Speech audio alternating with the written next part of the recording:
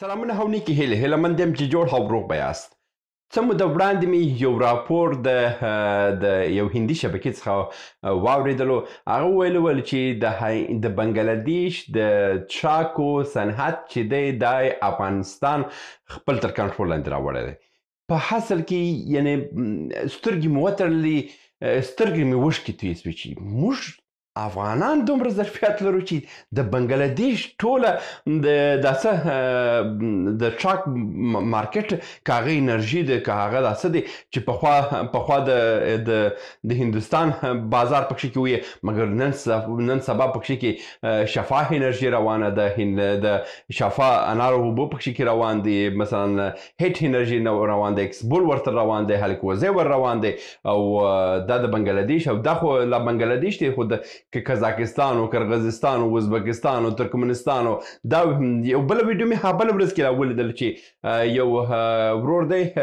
ایرانی دی، دوی په ازبکستان کې د افغانستان انرژیانې ور رسېدلي او وایي چې یاره دا د انرژي ښه کیفیت او انرژي او بسته‌بندي هم ښه ده، دا رسېدلي دي، راسئ رانیسئ. دا وګوره په حقیقت کې یعنې ډېر یو ویاړلې ویډیوګانې وه چې ما خو په ټول ژوند کې دا ولیدل او دومره خوشحاله سومه چې فکر مې وکړ چې دا انرژي که اکسبول دی که ریډبول دی یا که اکسبول دی که هیټ دی که الکوزی دی که پارټي ده که اټک دی، دغه ما فکر وکړ چې دا زما خپل پیسې زما خپل جیب ته دا پیسې راځي. نو نن په دغه ویډیو کې تاسو یو څه نور ښکلي خبرې کوم چې افغانستان د نړۍ ستر د ټراک انرژي تولیدونکي بدل سوی دی. تاسو به معلومات هم ونه لرئ، خو مخکې دغه رتبه بندي کې تایلنډ مخکې، اوس موږ تر تایلنډ هم مخکې ورتللي وو او د نړۍ ډېر د ټراک انرژیانې موږ برابروي. او په دغه ویډیو کې بعضې د صنعتي کمپنیانو ته هم یو پیغام لرم چې د هغه پیغام له ادرسه دوی کولی شي چې نور هم عایدات ترلاسه کړي. زه پر موضوع باندې خبرې کوم او تر اضافي خبرې تېرېږو. په دغه تازه معلوماتو کې که تاسو هم ترلاسه کړي اوسئ، په دې معلوماتو کې تاسو به ووینئ چې د افغانستان د انرژي صنعت چې دی همدا اوس امریکا ته رسېدلی دی، کاناډا ته رسېدلی دی، اروپایي هیوادو ته مثلا اروپایي اتحادیې ته رسېدلی دی، او که داسې بنګلادیش مارکیټ خو یې ښه نیولی دی، او که ازبکستان ترکمنستان او ازبکستان او قرغیزستان او قزاقستان او روسیه او دا هیوادو ته که وګورو، او بیا وروسته راشو سریلانکا ته به یې رسېدلي دي، او دا د افغانستان د خلکو دپاره ویاړ دی. او بل ورځ کې په امارات کې په دوبۍ کې په یو رستوران کې د هلکوزي انرژي ولیدل چې هلته انرژي د الکوزي انرژي هلته هم خرڅېدله او هلکوزي ټراک هلته بیخي ښه کشف پیدا کړی او ښه مارکیټ هم لري په داسې کې په اماراتو کې. نو دغه حالت چې ګورې دا بیخي سړی ویاړ احساسوي. اوس موږ څه باید وکړو؟ موږ وګوره موږ په اوله کې که دغه هر برخې کې که دغه کار څخه دغه پالیسي څخه چې موږ په ټراکو په برخه کې په تطبیق کړې ده، حکومت باید پامیر کولا او سوپر کولا او زلال مافک او الکوزی دا څلور سترې کمپنیانې چې دي د دې کمپنیانو مشران راوغواړي، ورته ووایي چې وروره تاسو په کومې پالیسۍ باندې تاسو دې ځای ته ورسېدي چې اوس د نړۍ ستر د انرژي تولیدونکي افغانستان راغلی دی. دا څه رقم؟ نو هغه څخه تاسو معلومات ترلاسه کړئ او بیا په هر صنعت کې په هر برخه کې بس شروع کړئ، یعنې په ارزانه بیې باندې کار وکړئ او ځوانانو ته ماښام ډوډۍ ورکړئ لکه چینایان چې کوي. همدغه ډول باندې موږ کولی شو چې ازبکستان مارکیټ، د ترکمنستان مارکیټ، تاجکستان مارکیټ، پاکستان مارکیټ، ایران مارکیټ، عراق مارکیټ، دا مارکیټونه ټول خپل کړو او دوی ته په ارزانه بیه باندې جذب واسو. موږ که یو کار کې بسم الله وکړه، افغانانو بسم الله وکړه، نو انشاءالله چې بیا برته هماغه د نړۍ ستر قدرت تېره سو. لکه څنګه چې انرژي نن د نړۍ په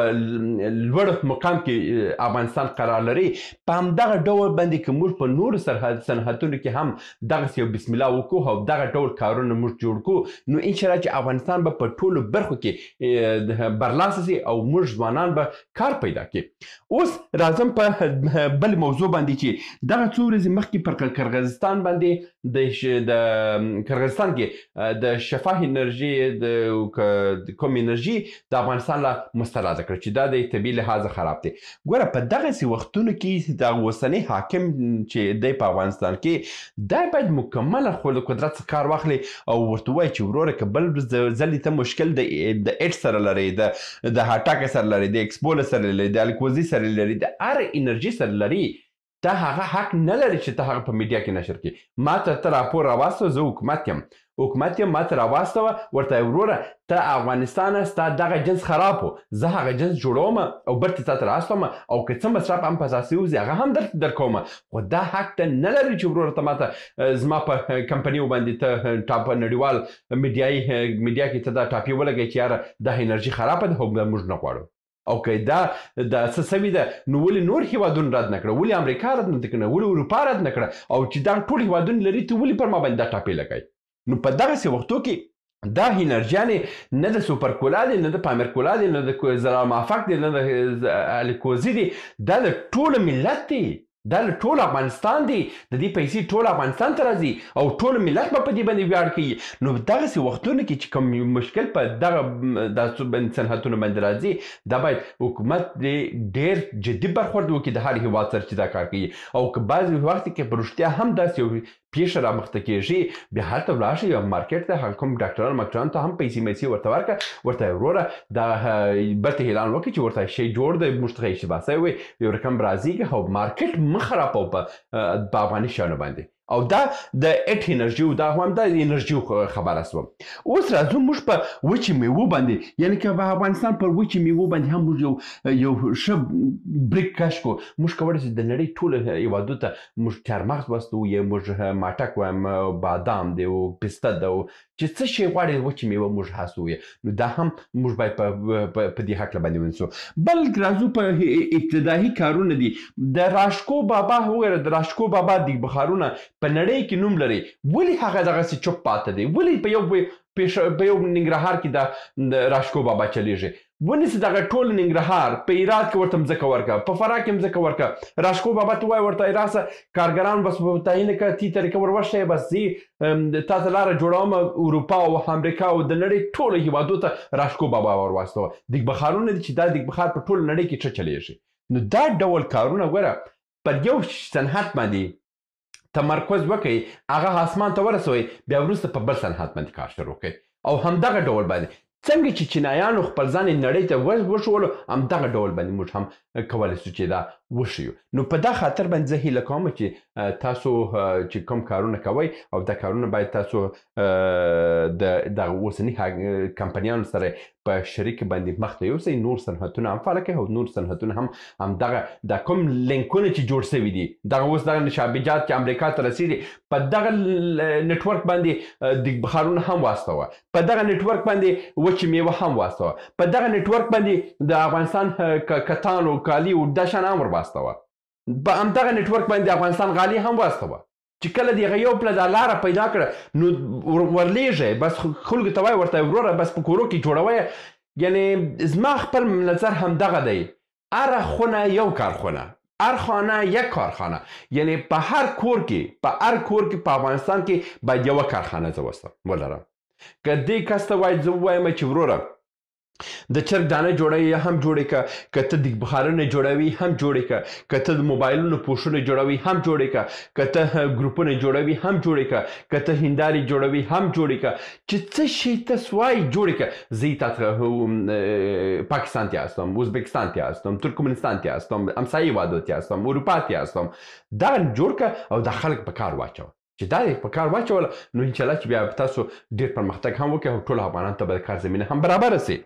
ښه اوس راځم یو مشوره د فابریکې والا ته ورکوم.